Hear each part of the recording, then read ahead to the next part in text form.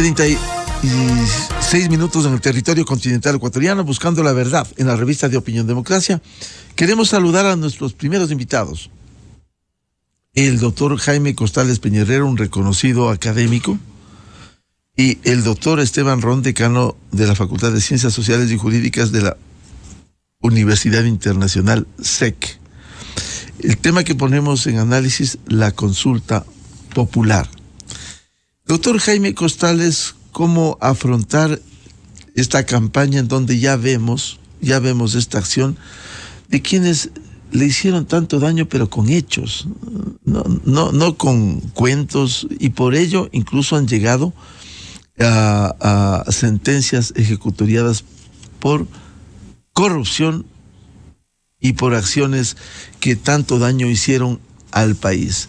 ¿Cómo lograr posicionar esta consulta de tal manera que haya el ejercicio de un voto libre, pero razonado, reflexivo, responsable de los electores, que no caigan engañados por populistas y por demagogos que acostumbran para llegar o volver al poder en estas condiciones? Doctor Jaime Costales, muy buen día. Muy buen día, Miguel. Un abrazo fraterno de Año Nuevo para usted y para todo su inmenso público, para el Ecuador en su conjunto. Es necesario explicar de la manera más clara, más comprensible al público, que aquellos que están sirviendo de caballos de batalla de la corrupción política y de la narcopolítica no deben ser escuchados, sino considerados más bien enemigos públicos de la libertad, de la democracia y de la ciudadanía. Hay que explicar serenamente a los ciudadanos que dar el voto en las elecciones seccionales, por aquellos que han evidenciado ser parte de un esquema de corrupción de altísimo nivel en el Estado y que, como usted ya señala, tienen sentencias ejecutoriadas, y quienes den el voto por el correísmo o por los aliados del correísmo, quienes den el voto por los que han estado engrilletados y tienen sentencias en firme, pues en realidad están poniendo grillete a su propio futuro de ciudadanos y están poniéndole grillete al futuro de sus hijos y de sus nietos, porque estarían favoreciendo que esas fuerzas oscuras de la política tengan un poder de maniobra mayor. Eso hay que explicar a la gente delicadamente, que el voto es un poderoso recurso que tenemos cada uno de los ciudadanos para cerrar el paso a todo ese esquema de corrupción política que significó la década robada del correísmo y que ahora está acolitada por distintos partidos, incluso lo social cristiano. Y a la vez es importantísimo, Miguel, que se le explique a través de los medios, pero también por parte del gobierno, de una manera muy clara y comprensible, el significado positivo de la consulta, el sí que puede dar una cierta evolución, no necesariamente la que necesitamos a fondo, pero por lo menos un avance en la consolidación de la democracia. Y ya iremos analizando algunas de las preguntas, si le parece. Pero sobre todo la consigna debe ser, como ya la había anticipado Miguel desde hace rato en entrevistas con usted, ni un solo voto por el correísmo, ni un solo voto por los violentos de octubre del 19 y de junio del 22, ni un solo voto por los aliados y los que les acolitan. De esa manera avanzaremos depurando y poniendo un dique que impida que regrese esa marea oscura, contaminada, putrefacta de la corrupción política al país. Bien, vamos a desglosar los temas de la consulta popular. Quiero dar la bienvenida al doctor Esteban Ron, decano de la Facultad de Ciencias Sociales y Jurídicas de la Universidad Internacional SEC, que representa esta consulta popular para el país, a fin de que no caigan engañados, atrapados por el populismo, la demagogia, que se acostumbra en estos procesos electorales. Doctor Ron, muy buen día. Muy buenos días, Miguel. Buenos días, Jaime. Mil disculpas de esos minutos. Tuve una actualización del Zoom y estaba ahí reiniciándose la computadora. Pero bueno, estamos acá. A ver, ¿qué significa la consulta popular sobre la base de dos parámetros? La reinstitucionalización y, en segundo lugar, el facilitamiento de procesos para obtener estándares de seguridad. Eso es lo que significa, esa es la situación que se le puede, la significación que se le puede dar a la consulta popular. En primer lugar, hablemos sobre la reinstitucionalización. Hemos visto en el último tiempo y esta semana además se puso en total manifiesto que el Consejo de Participación Ciudadana, debido a las actuaciones de sus personeros, es una institución fallida. Lo del Consejo de Participación Ciudadana ha sido desastroso en los últimos días, tanto así que ha vulnerado inclusive a una sentencia de la propia Corte Constitucional sobre la base de conveniencias estrictamente políticas e inclusive creo que de carácter personal. ¿Cómo se ha manifestado eso? Tanto así que no tenemos un Consejo de Participación Ciudadana, no tenemos un Consejo Nacional de la Judicatura y se ha dado un descalabro generalizado de las instituciones que tienen este sistema concursal a efectos de tener a sus primeras autoridades. Entonces, Miguel, creo que en ese sentido la consulta popular es necesaria. Lamentablemente la institucionalidad fue personalizada por las personas que están ahí y esa personalización ha causado que la institución no sirva y que nos dejen acefalía. Además, se pierde la desconfianza ciudadana en la administración pública. Entonces, en ese sentido, parece que una reinstitucionalización es totalmente factible sobre la base de meterle unos ajustes a la función de transparencia y control social. Y el otro tema que nosotros podemos ver que a pesar de que muchos colegas han señalado que es una pregunta populista, es creo que una reacción al tema de la Asamblea, es una reacción social a la Asamblea Nacional. ¿Qué es lo que sucede acá, Miguel? La Asamblea Nacional también es una de las instituciones que tiene una poca aceptación ciudadana y es una de las instituciones que lamentablemente ha caído en un juego político exacerbado y que lamentablemente ha caído en la negociación tras bastidores de muchas situaciones que igual se traspolan al ámbito personal y a los intereses partidarios de ciertas bancadas. La Asamblea Nacional no ha cumplido con los estándares de producción legislativa y tampoco ha cumplido con los estándares de fiscalización y control, tanto así que los juicios políticos al propio CPCCS han tenido errores y por eso tenemos las consecuencias que tenemos. Se viene un juicio político a la ex ministra Garzón, que igual tiene exactamente los mismos errores. Entonces, esa actividad desprolija de la Asamblea Nacional ha causado que la confianza en la misma sea totalmente venida a menos. Si bien es una pregunta, el tema de la reducción de asambleístas, que dará un resultado que es proporcionalmente numérico inferior en la representación y que no está demostrado con una técnica específica que calidad es igual a cantidad o cantidad es igual a calidad en lo que es representación legislativa, creo que es un sacudón a las organizaciones políticas. Yo creo que hay que verlo desde ahí, Miguel, porque las organizaciones políticas se van a cuestionar la forma en la cual van a presentarnos a sus candidatos, porque recordemos que después de cada una de las elecciones, las organizaciones políticas tienen una fiscalización del número de representantes que han obtenido, los umbrales de representación. Y muchas veces los representantes de la Asamblea que han obtenido estas organizaciones políticas son los que salvan su registro electoral, es decir, hacen que se mantengan en el registro electoral. Cuando hay menos asambleístas y sin topar el umbral, tienen menos posibilidades de tener esta representación. Entonces, esta pregunta no es un tema tanto de calidad democrática, sino es un sacudón a las organizaciones políticas. Y a esto sumado el tema de la depuración de los padrones internos de las organizaciones políticas para que mantengan su personería jurídica, como lo dice el Código de la Democracia, hará que realmente se cambie esta estructura de organizaciones políticas de papel. Hasta ahí sería como la primera intervención en cuanto a la institucionalización, tomando en cuenta la función legislativa y la función de transparencia y además la función electoral, Miguel. Doctor Jaime Costales, queremos desglosar el contenido para que haya conciencia, ejercer un voto cívico libre pero responsable. Por ejemplo, escuchamos voces que se oponen a la primera pregunta que dice está de acuerdo con permitir la extradición de ecuatorianos que hayan cometido delitos relacionados con el crimen organizado transnacional. ¿Eso no es hacerle el juego al crimen organizado?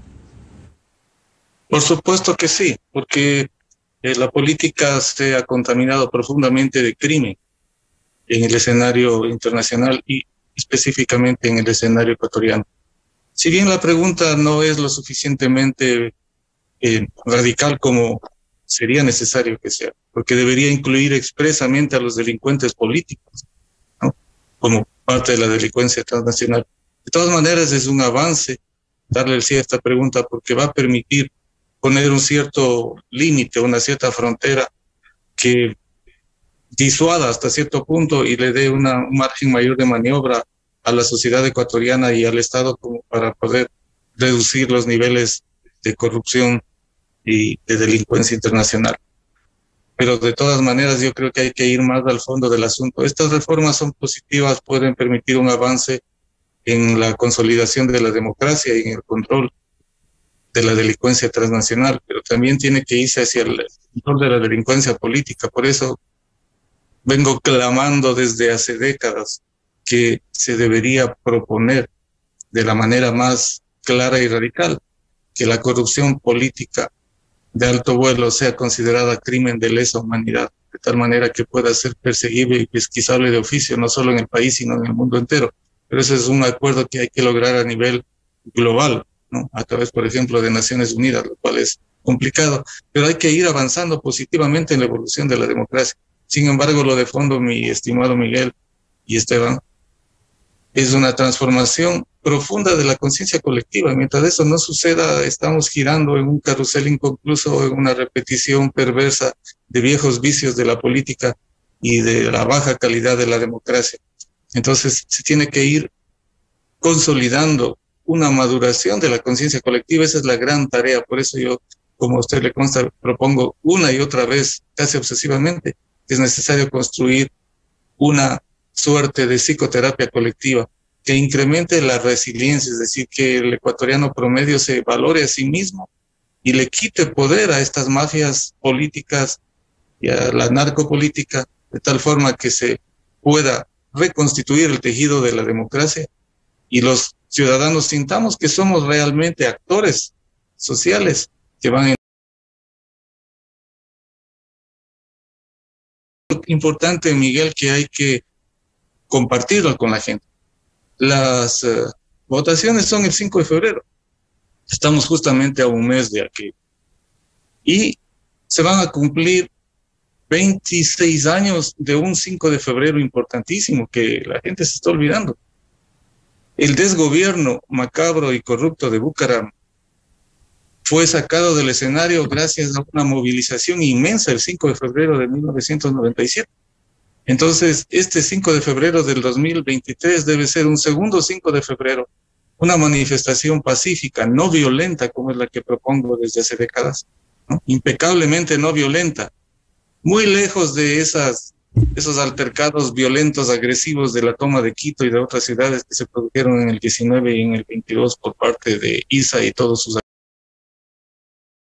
Los ciudadanos tenemos que demostrar con nuestro voto que podemos hacer una transformación, una protesta pacífica, cívica, digna, con la frente en alto y decir, aquí estamos presentes defendiendo nuestro presente y nuestro futuro y el de nuestros hijos, impidiendo que la delincuencia política vuelva a tomar control de las instituciones y más bien sea borrada del escenario político. Todos los engrilletados y todos los que están sancionados por la ley deben ser marginados del poder político para siempre.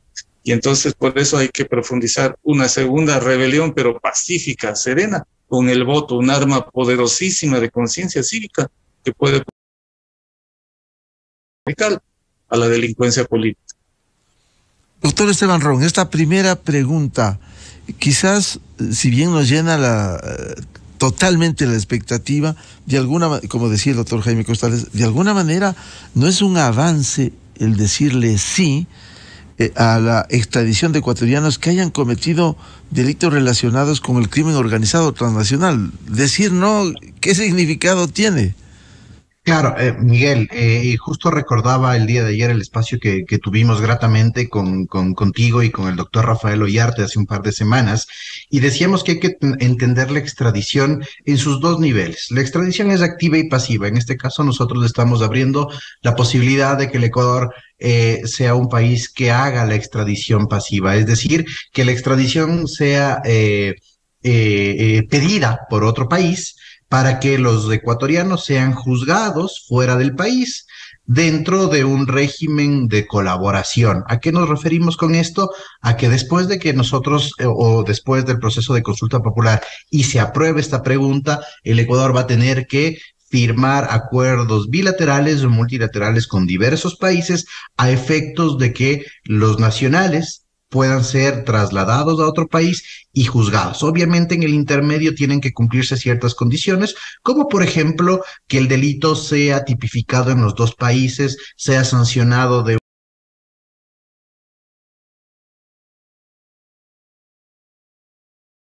parte de extradición de colaboración en el ámbito penal y de colaboración en el ámbito de juzgamiento. Pero como decíamos en aquella entrevista, es empezar por algo. Definitivamente, romper el paradigma, en este caso, de tener totalmente cerrada la extradición pasiva para que efectivamente los ecuatorianos traten de refugiarse dentro de nuestro propio país cuando han cometido o son parte de una red delictual transnacional, realmente ha causado lo que nosotros tenemos en este momento dentro de los estándares de inseguridad. La extradición, estoy de acuerdo con muchos de los analistas, no va a ser la panacea para cambiar el esquema de inseguridad que nosotros tenemos, pero desde algo tenemos que comenzar. La extradición en este sentido, y yo citaba inclusive en esa entrevista con comparaciones internacionales como lo que sucedió en México hace aproximadamente 10, 12 años, cuando se empezó con el tema de la extradición por delitos transnacionales que principalmente estaban vinculados al narcotráfico, tiene dos efectos, Miguel. El primero de estos, que a pesar de que la doctrina internacional la señala como negativo para un país, es decir que el sistema judicial en este caso, el Ecuador, está incompleto, es inconcluso y además no es capaz de juzgar a sus propios nacionales cuando se trata de este tipo de crímenes por los altos estándares de criminalidad y por el temor que existe a juzgarlo. Pero ¿qué es lo que sucede? Eso tiene un efecto posterior, Miguel. Es decir, que el sistema judicial va a tener que irse reforzando. Digo que el sistema se lo declara prácticamente fallido en este ámbito de juzgamiento, pero el sistema a la par se va reforzando. Y en segundo lugar, que la extradición funciona de una manera preventiva. ¿Por qué? Porque estas estructuras delincuenciales con efectos transnacionales van a pensar dos veces a efectos de cometer determinados delitos que luego los traigan o los lleven a ser juzgados en otras jurisdicciones.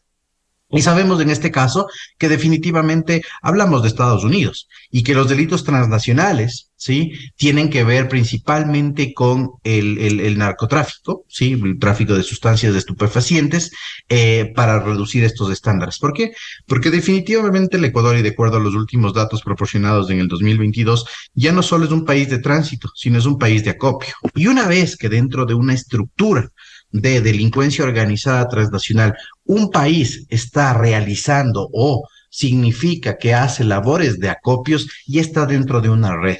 Y cuando está dentro de una red, creo que es más sencillo declarar el delito transnacional a efectos de que ecuatorianos sean juzgados en otras jurisdicciones. Pero estamos empezando por algo. Sí, y recuerdo que decíamos, a pesar de que fuimos criticados en aquella entrevista con el doctor Ollarte, que nos decían que no hay que estar con tibiedades. No estoy de acuerdo con eso. ¿Por qué? Porque las instituciones, en este caso políticas y jurídicas, necesitan una evolución. La sociedad evoluciona, el derecho evoluciona de la misma manera. Y cuando uno da ese primer puntal ¿sí? A efectos de consolidar una institución jurídica como y político-jurídica como la extradición, esta poco a poco se va a ir desarrollando per se, obviamente con voluntad política, con estudios, con el involucramiento de la academia, pero se va a ir desarrollando. Entonces, vamos a tener los convenios internacionales de extradición, los convenios bilaterales, se van a ir formando los convenios de colaboración penal y esos ejemplos se van a ir multiplicando con otros países. Y quién quita que después nosotros también vayamos al tema de la extradición activa. Pero esta institución va a irse modulando, va a irse desarrollando, y eso es normal dentro de un esquema de administración pública. Entonces, yo creo que la pregunta va en ese sentido. Los resultados, obviamente, tenemos que ser muy conscientes.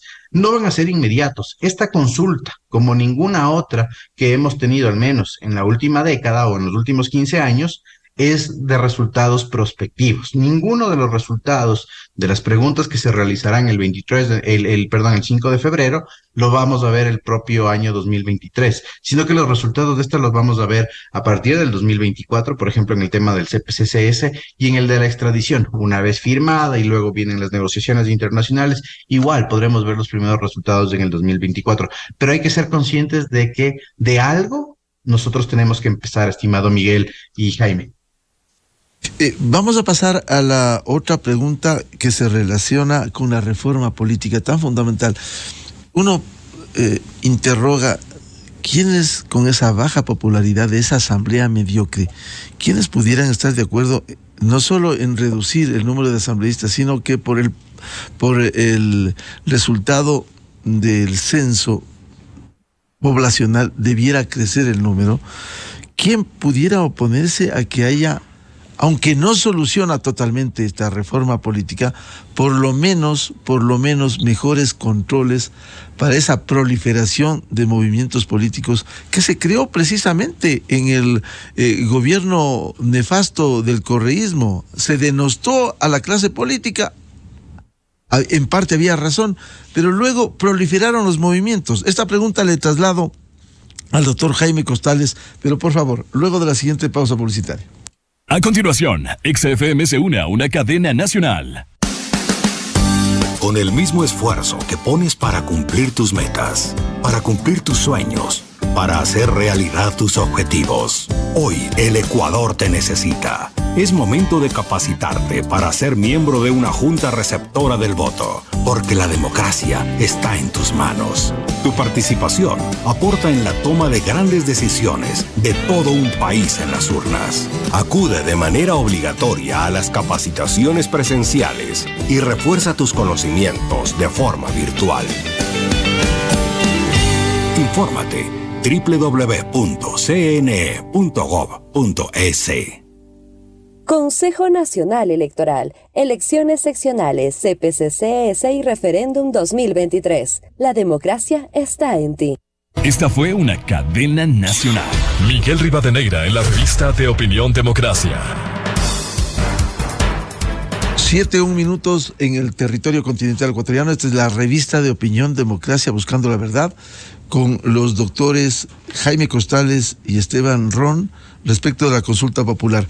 Doctor Jaime Costales, ¿debe haber una reforma política, una reducción de una asamblea mediocre como la que hay en la actualidad, aun cuando no sea una reforma completa, pero el país no necesita ir en esa línea como se plantea en la consulta? Sí, Miguel, también es un avance positivo, si bien insuficiente. Cabe subrayar que justo lo que necesita la comunidad ecuatoriana es que se le explique claramente, y por eso que juristas como Esteban puedan tener acceso a los medios para podernos hacer entender en la dimensión jurídica la trascendencia, la importancia de estos pasos, que aunque no son lo ideal, van siendo significativos avances. En el caso concreto que usted menciona, por supuesto que es necesario mucho más que la reducción de la cantidad. Habría que hacer un trabajo profundo a largo plazo para elevar cualitativamente el nivel de la política ecuatoriana, porque es verdaderamente lamentable el grado de deterioro que la dirigencia política ecuatoriana tiene en líneas generales, ¿no? En todos los sectores, derecha, izquierda y centro. La derecha anclada en su visión puramente de lucro, la izquierda anclada en una visión criminal de lucha de clases, que ya ha sido superada por la historia, por la demostración de los crímenes de lesa humanidad que se han producido y por el fracaso brutal, insultante de los casos de Cuba, Nicaragua, Venezuela. Este mismo momento hay una explosión de gente que sale despavorida de Cuba buscando asirse a un nuevo país donde pueda sobrevivir en vista del colapso total que está sufriendo esa sociedad en manos de una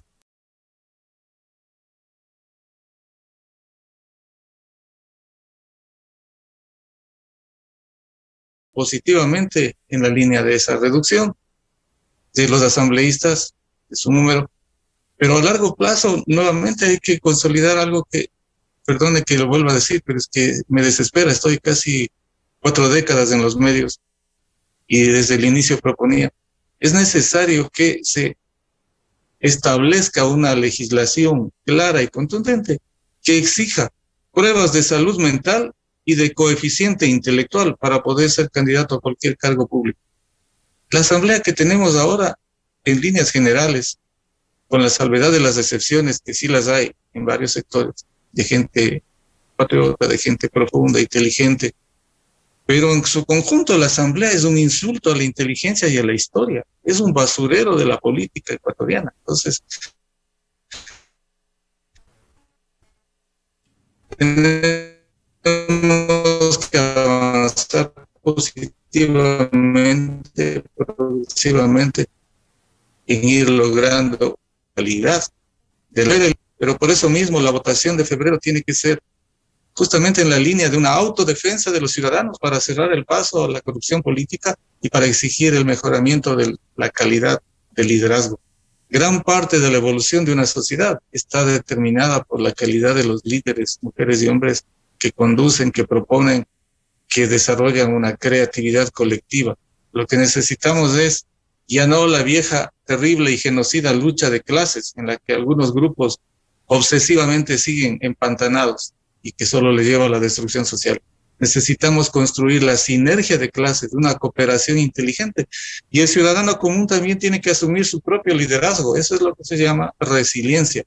No esperar que la asamblea o el presidente le den las soluciones, sino que nosotros mismos tenemos que ir construyendo conjuntamente una alianza poderosa de lo mejor que hay en el país, en una esperanza activa que no nos deje anclados en esa visión populista, manipuladora y terrible, que le ha convertido a la política en una alcantarilla. Doctor Esteban Rum, la reforma política, se ha señalado que es incompleta, cierto es, debe haber una reforma política profunda, pero por algo hay que empezar, por lo menos reduciendo el número de asambleístas, por lo menos controlando a la proliferación de movimientos políticos. De acuerdo, Miguel.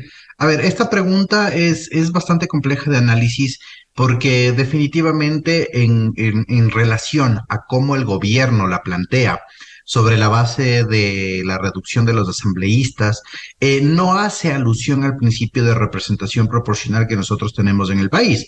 Sin embargo, ya lo decía Jaime acertadamente, es un sacudón al sistema legislativo y al sistema de organizaciones políticas. La reforma propuesta es incompleta, de acuerdo, porque nosotros queremos atacar, o el gobierno hace la propuesta y nosotros como ciudadanos queremos atacar a la calidad de la representación. Instituciones que a lo largo del tiempo, lamentablemente, por las actuaciones personales, denostan a la administración pública como la Asamblea y el CPCCS, siempre van a tener este tipo de resultados. Pero la calidad, como te decía previamente en la intervención, no es igual a la cantidad y la cantidad no es igual a la calidad en el tema de la representación, porque finalmente quienes nos otorgan los representantes dentro del esquema votacional son las organizaciones políticas. Bien decías, Miguel, nosotros en la Asamblea Nacional como país tenemos 137 asambleístas. Según el crecimiento proporcional estimado del censo poblacional, bueno, está por finalizarse y los resultados por tenerlos en los próximos días, el número de asambleístas iba a crecer de 137 a aproximadamente entre 154 y 157 asambleístas. Obviamente estamos hablando de 20 asambleístas más y que definitivamente no vamos a tener un control sobre la calidad de los mismos en cuanto a representación, ni tampoco en cuanto a su preparación. Pero si es que nosotros aplicamos la fórmula proporcional que está estableciendo en este momento la consulta popular, más o menos el número fluctuará entre 99 y 102. Pero ¿cuál es la verdadera significación de esto? Si bien el principio de representación no está estrictamente comprobado a través de fórmulas matemáticas, como te decía previamente, es un sacudón a las organizaciones políticas. Es un sacudón a estas organizaciones políticas de papel que cada vez nos otorgan candidatos menos probos y cada vez nos otorgan candidatos que no saben el qué hacer legislativo. ¿Y qué es lo que pasa? Estas organizaciones políticas ya es hora de que empiecen a trabajar al menos en 3 ejes formativos de estos candidatos para que sepan el qué hacer. En primer lugar, el tema de las políticas públicas y de la administración pública. Saber para qué está ahí el Estado. ¿Sí? Cómo funciona el Estado y cuál es el rol de la función legislativa.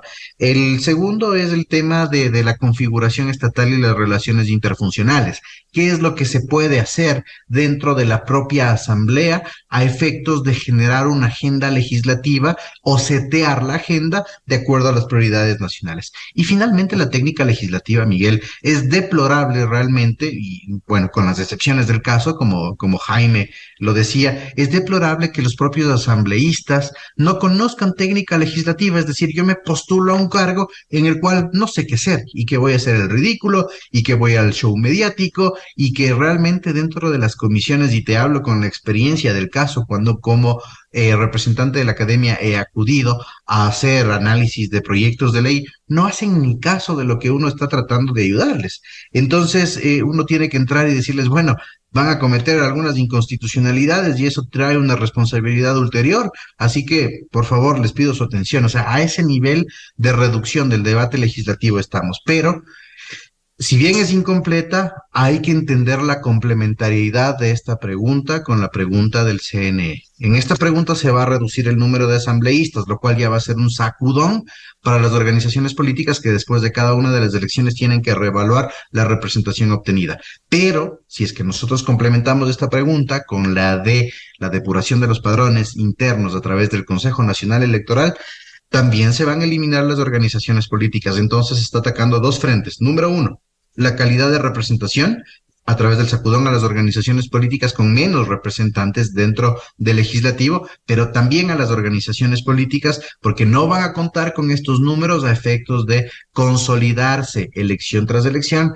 dentro del registro electoral. Por lo tanto, la pregunta, si bien tiene ciertas intenciones, si bien puede ser calificada de carácter populista porque no está especificada las fórmulas a través de la cual se quiere mejorar la representación o la calidad legislativa, va a generar un cisma en el sistema político ecuatoriano y que esperemos que tenga reacciones positivas de cara a las próximas elecciones nacionales. Doctor Jaime Costales, el otro tema importante que se plantea en la consulta popular tiene que ver con este mamotreto de institución creada en el correísmo. Y lo curioso es que hoy diferentes sectores, especialmente la oposición de hoy, está denostando lo que criticamos desde el 2008, cuando se estableció en la constituyente de Montecristi, luego un 30 de septiembre del 2008 fue avalado penosamente por el pueblo que ni había leído esa constitución, la creación de los 5 poderes, una función de transparencia cuando todas las funciones debieran tener transparencia, y la creación de este Consejo de Participación Ciudadana que solo le ha servido para controlar este esquema controlador, hiperpresidencialista, controlador, perdón la redundancia, de los organismos de control, Contraloría, Fiscalía, se acostumbraron a eso. Si bien no se logra eliminar por dificultades constitucionales, este organismo, por lo menos restarle atribuciones, porque ¿qué ha hecho en la lucha contra la corrupción? Como dice el artículo 208 de la Constitución, no ha hecho nada. Por lo menos quitarle esta atribución de las designaciones de los organismos de control, doctor Jaime Costales. Sí, es un avance de alguna manera, estimado Miguel. Sin embargo, hay que tener en cuenta que el asunto es todo el escenario de la política putrefacta en la que la Constitución del 2008 dio el ambiente propicio a través de este famoso engendro, como le han calificado acertadamente algunas personas a lo largo del tiempo, ¿verdad? Entonces, si bien lo ideal sería la eliminación, de todas maneras sería un avance esta limitación que le pone la consulta al Consejo de Participación Ciudadana y Control Social. Y por otro lado, en ese punto va a ser muy importante que la prensa democrática, con información precisa, contrastada, le eduque a la población respecto a los candidatos que están vinculados con la política corrupta, ¿no? Para que la ciudadanía no caiga en la ingenuidad de darles espacio. Ya hemos visto toda la catástrofe que ha sido con el cura Tuárez, por ejemplo, ¿no es cierto? Y todos los eventos posteriores que han ido degradando cada vez más a ese Consejo de Participación Ciudadana y Control Social. Entonces, lo fundamental es eso, avanzar en la evolución democrática del país y en el despertar de la conciencia colectiva, porque volverá a ser la Asamblea la que escoja a los contralores y a las autoridades de control. Pero si la Asamblea no mejora, también podemos tener, por ejemplo, la Asamblea actual. Si esta Asamblea eligiera, ya vemos el destino que tendría catastróficamente, ¿no es cierto? Así que es todo un entramado social, pero por eso mismo yo quiero insistir en que hay que ir a la raíz profunda de todo, que es el comportamiento más cotidiano, la costumbre política, la cultura política de los ecuatorianos. Hay que reformar la conciencia colectiva justamente para que el ciudadano común despierte y tenga una capacidad creativa, innovadora, participativa, pero directa, no mediada por estos engendros, ni por la Asamblea, sino por su propia acción cotidiana. Y entonces el 5 de febrero tiene que ser una rebelión pacífica, no violenta, democrática, que ponga un freno significativo al avance de la corrupción política. No basta con que se le regule al al Consejo de Participación, pero también es un avance. Hay que recordar que la Constitución del 2008 en sí misma fue falsificada, como lo demostró León Roldós. A última hora se hicieron cambios desde Carondelet, que no habían sido aprobados por los asambleístas constituyentes. Por lo tanto, en conjunto, la Constitución es falsificada y más temprano que tarde tendremos que lanzarla al basurero de la historia. Doctor Esteban Ron, las preguntas relacionadas con el Consejo de Participación Ciudadana, ¿cómo ve usted? Ok, hay que hacer una diferencia aquí, Miguel. Las preguntas relacionadas al Consejo de Participación Ciudadana tienen que ver en cuanto a dos ejes. En cuanto a la forma de selección de autoridades que lo realiza el Consejo de Participación Ciudadana y en cuanto a la forma de selección del propio Consejo de Participación Ciudadana. Bien lo señalaban, lamentablemente por la configuración y la arquitectura constitucional que nosotros tenemos, no puede eliminarse a través de una enmienda al Consejo de Participación Ciudadana.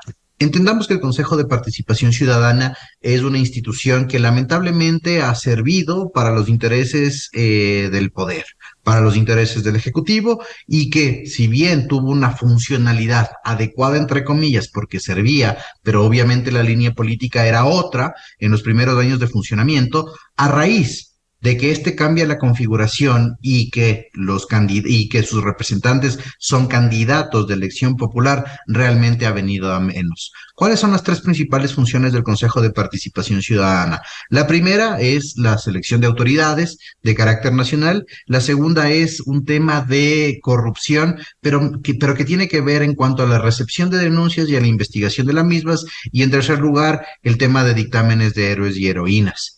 Dentro de estas del Consejo de Participación Ciudadana realmente se ha dedicado a la primera, que es la designación de autoridades nacionales, y dentro de la designación de autoridades nacionales por los intereses de carácter político, los intereses de carácter personal y la desatención de los plenos del Consejo de Participación Ciudadana por no tener elevados estándares en cuanto a la forma de actuación dentro de la administración pública y su significación, tenemos el desastre que hemos tenido. Entonces, ¿qué es lo que se busca con esta pregunta?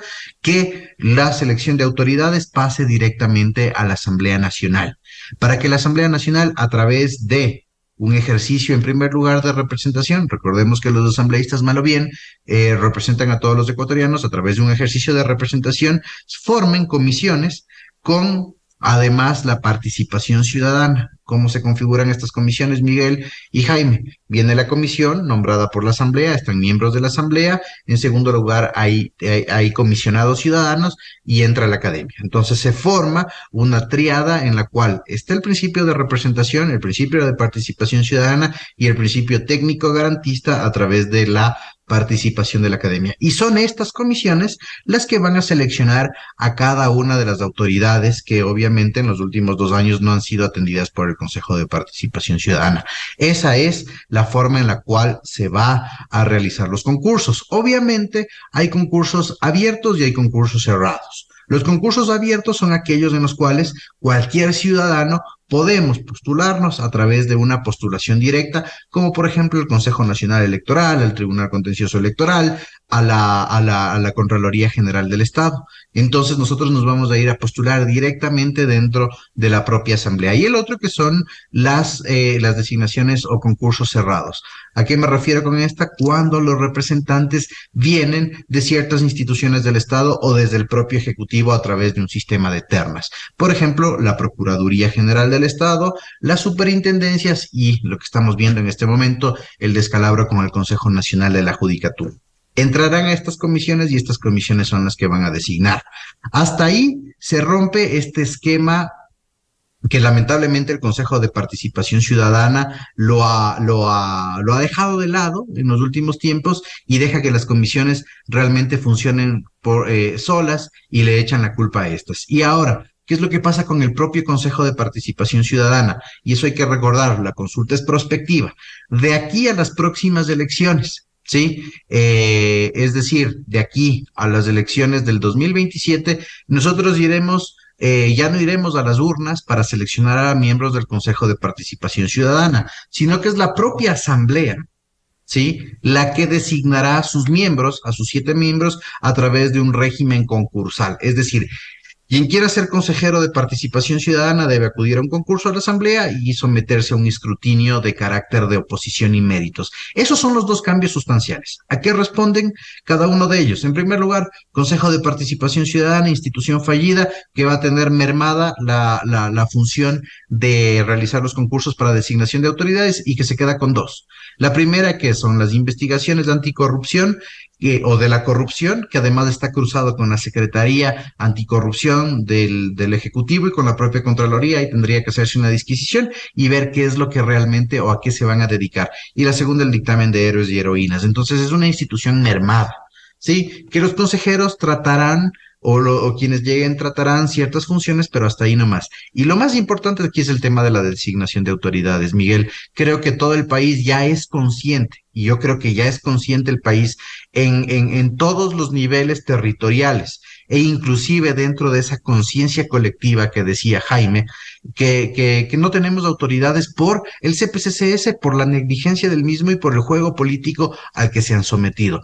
Contralor General del Estado, no tenemos. Defensores, no tenemos. CNE renovado y TCE renovado, no tenemos. Y así eso causa que realmente las autoridades que están empernadas, perdón el coloquialismo, en estos cargos, crean que pueden quedarse en estos cargos de manera ad infinitum, tal vez, y existen estas exageraciones de poder y esta desinstitucionalización que no se da por la renovación y que realmente se manejan las instituciones como se les da la gana. Bien, muchas gracias por estas reflexiones. Les quiero comprometer a seguir hablando y participando sobre este tema, a fin de hacer conciencia en los ecuatorianos, dada la importancia, con todos los peros, las observaciones, que sean incompletas las preguntas, lo importante es hacer reflexiones y hacer conciencia de que ser un voto libre, pero un voto razonado, y responsable en el país, con el presente y el futuro del país. Muchas gracias al doctor Jaime Costales y al doctor Esteban Ron, muy amables como siempre. Muchas gracias, Miguel Jaime. Saludos. Un saludo, un abrazo. Excelente resto de semana. Muchas gracias. 7:22 en el territorio continental ecuatoriano, buscando la verdad en la revista de Opinión Democracia. Vamos a una pausa publicitaria.